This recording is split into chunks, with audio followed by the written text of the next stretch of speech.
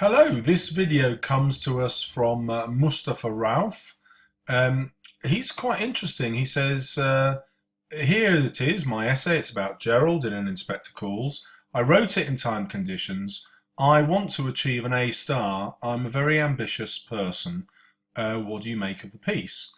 This is quite interesting for me because a huge number of my viewers who subscribe and post do have different cultural backgrounds with their names. Increasingly, I'm getting a lot of viewers from the United Arab Emirates, or indeed you might be a UK citizen. Why this interests me is I'm pretty much an immigrant myself. I came to England when I was 10 from Spain and Canada. And it always strikes me that when you get new cultures into a country, they actually do become really ambitious and want to do really well. I think if more students had that view, many more students would get A and A star. You know, A and A star isn't just about being really clever.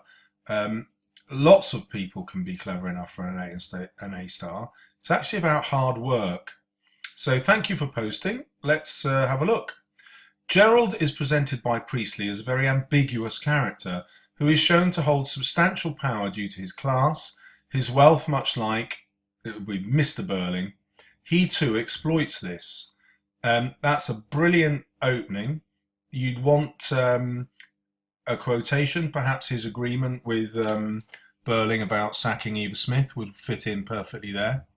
But Priestley also presents Gerald as a character who has a more humane side, as he can dispel class boundaries by caring for the lower classes such as Eva, and thus likens him to the younger generation, as Gerald is portrayed as being around 30. There should be a full stop. The stage direction here shows how Gerald is neither young nor old, and is rather at an age which most audience members find themselves in, as he is middle-aged.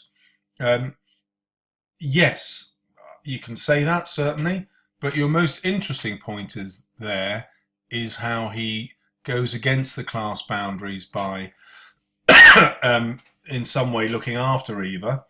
I personally disagree with that in my videos on Gerald. However, you can easily find the quotation from the inspector when he says that Gerald at least treated Eva with decency, unlike the other characters. But you do need a quotation in there to back up that point. At the minute, this quotation isn't something that you're really saying much about. It's just a statement of fact.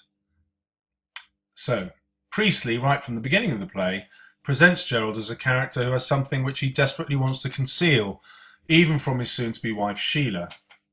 We can see how Sheila's persistent questioning of Gerald's actions unnerves him as he replies, "And I have told you I was awfully busy at the works all that time." There should again be a full stop. At first, the use of the connective "and" shows how repeatedly Gerald's actions over the summer have been questioned, as though Sheila is made to feel uneasy with Gerald's behaviour. That's all very good analysis, but to be even better, you want to say why Priestley wants us to be suspicious of Gerald. What's in it for him? How is that going to help him get over his message that we should all look after each other? Additionally, Priestley uses, I think, the punctuation dashes to show this almost uneasy tone adopted by Gerald when dealing with this question, as though he has something to hide and is finding an excuse. Furthermore, the use of the adverb awfully may highlight how Priestley alludes to Gerald's involvement in some scandal, which now seems repulsive to Gerald. That's a very sophisticated point. So you might link that to perhaps a feeling of guilt.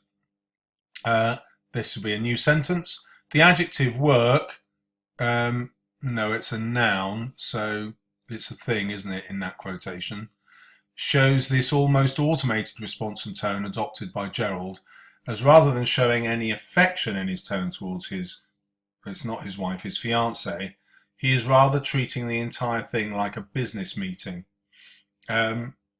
Yes, that you could certainly argue that. Work is also quite vague in nature, as though he is refusing to reveal his true actions, but dancing around the topic. True. This could further illustrate how Gerald intends to hide something due to his automated response, which is meant to give nothing away.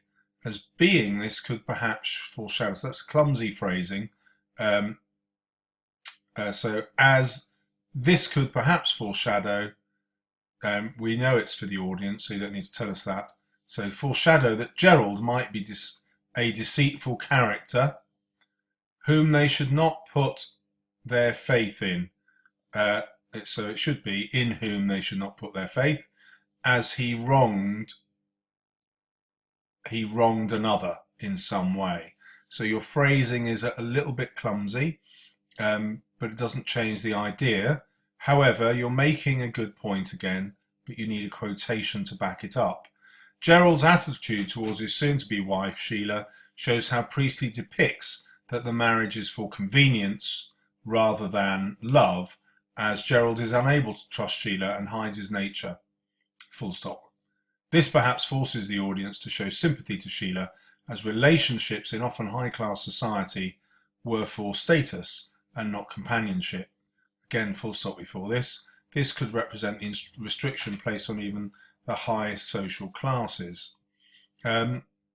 Yes, so Priestley might be asking us to sympathise with Sheila here, and also with the plight of women. It's worth remembering that this whole play is about women. You think about Eva taking centre stage, so does Sheila and her mother Sybil. Sybil has the last word in terms of what happens to Eva, and Sheila has the last word in taking on the inspector's teaching. So Priestley, you could interpret this whole thing as a feminist play. Right, also, Priestley shows Gerald to be a character who somewhat challenges the class distinctions, but also comes to accept his role in society as being upper class.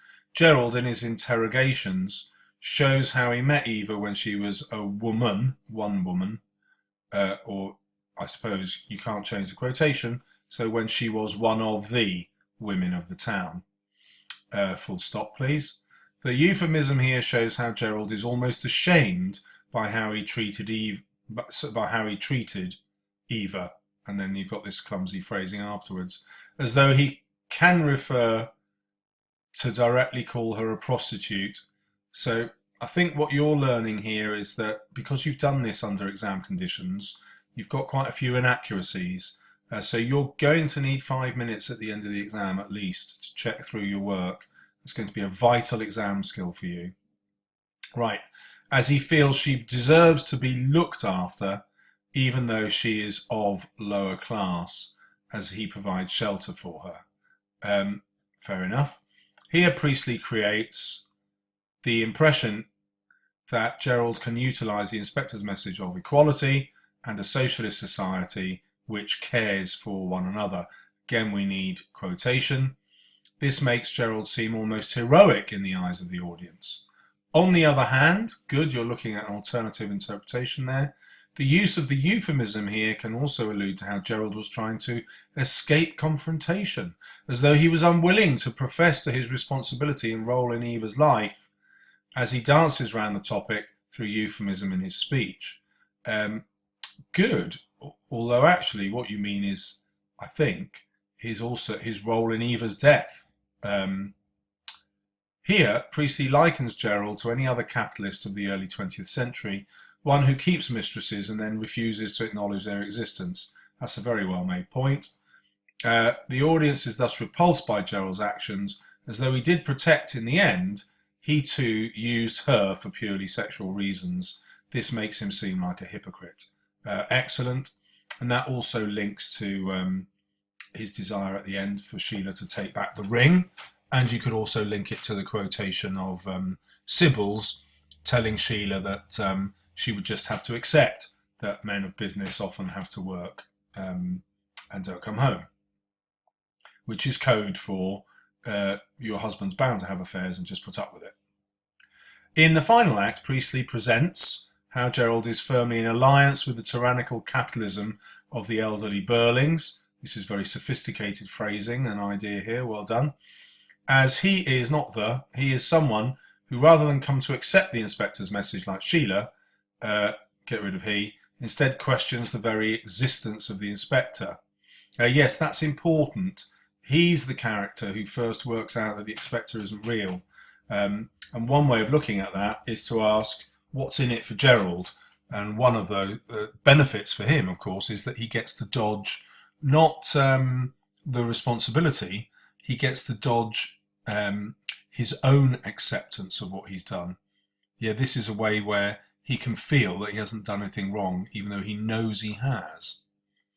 And that, of course, links to his hypocrisy that you mentioned earlier. Here we can see how Gerald has learned nothing, as he proclaims that everything is all right now. Ah, well done. So you've introduced that quotation I talked about, and he hangs back the ring to Sheila. The adjective all right shows the almost nonchalant tone adopted by Gerald, as he likes the Burlings' parents to feel as though their public image and status have not come in under attack, and rather than fear for the lower classes, they instead show their selfish nature to the audience, as they only care for themselves. So this is a really well constructed paragraph built around that quotation. Well done. Furthermore, the returning of the ring to Sheila presents how Gerald felt Sheila could be brought over by Jules, as though he feels like the Burling parents, that money is essential in getting what you want. Yes, that does work. Although actually marriage into the Crofts is worth far more than the ring itself. The ring is a symbol, really. Priestley could also highlight how the elderly generation had failed to recognise the change in the young, as their self-absorption had made them oblivious of the social changes around them, as the audience would have known how the war effort in World War I and World War II was combined between all social classes as poor and rich fought together. This makes Gerald and the elderly Burlings seem as foolish as they claim to be intelligent, but are really ignorant.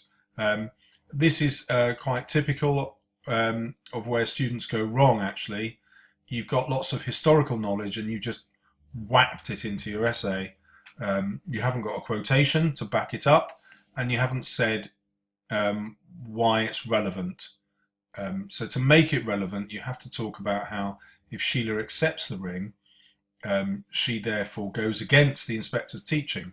You know, she will ally herself to Gerald, who has already rejected the inspector. And of course, the other thing, this introduction of the war is desperately in need of a quote to back it up. The quotation you're looking for, of course, is the fire and blood and anguish speech that the inspector gives just before he leaves. Finally, Priestley shows how judgment was passed over Gerald and the elderly Burlings who failed to take on board the inspector's message of socialism. And again, you haven't quoted for that. The "we are of one body" quotation slips in easily there, or the one about responsibility. As the inspector was Priestley's mouthpiece. The use of the ringing telephone is a dramatic device used by Priestley to mirror the doorbell ring of the inspector in Act 1. Hence, the cyclical structure of the play is presented as the failure of Gerald to follow the inspector's warning, and then you need the word which has now meant that he will be convicted for his wrongdoings. Well, that's a bit confusing, because you're assuming then that a real inspector will come and they will be found guilty of having done something. But of course that might not happen. The adverb sharply ringing shows the approach of danger for characters like Gerald. These doesn't own anything, so no apostrophe needed, as it forcibly breaks the proceedings of the characters. So this is slightly clumsily phrased. It works, I guess. Certainly the idea of the cyclical nature works really well. A better link would be to how Priestley is trying to break that cyclical nature. He wants his audience to go out and vote for the Labour Party and disrupt this pattern of history that's led to the two world wars.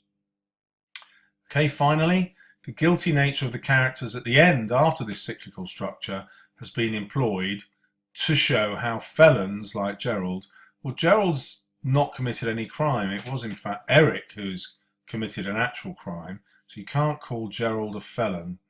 And the elderly Burlings have finally been convicted and made to realise their crimes. You haven't really proven that. You could have used the stage direction about their sense of shock, perhaps. But the pattern of history between 1912 and 1945 suggests that actually the Burlings didn't learn. They represent the ruling classes. The ruling classes didn't learn. History repeated itself. Fire and blood and anguish in the Second World War repeated the same fire and blood and anguish from the First World War. Here, Priestley might be depicting how those who fail to follow the message of socialism will face the consequences. That's much better, well done. The effect on the reader, it's a play, so talk about us as the audience, is one of dread as we realise that we too could be convicted of having capitalist sentiments and remaining ignorant to the rest of society. Well done. That's essentially Priestley's message of social change. Priestley is almost forcing the audience, well done, to realise that socialism is the only way, as the world has no place for capitalists like Gerald. Good. So this is actually quite a powerful conclusion here. So how would I grade this? My gut instinct is that you have full ASAR ideas. Your language frequently lets you down with clumsy phrasing, which will reduce you to an A grade in the examiner's mind. But the biggest stumbling block you've got, is that not every paragraph is centered around quotations properly. And that will reduce you to an A. I haven't looked at the word count here, but I suspect it's quite high. Yep, there it is, 1,150 words. So if this was genuinely done in exam conditions, you'd probably get the A just for the sheer number of points that you've made, and the structure of your argument is quite good. So I hope that helps. Good luck with the exam. Like the video if you can, and subscribe if you want to.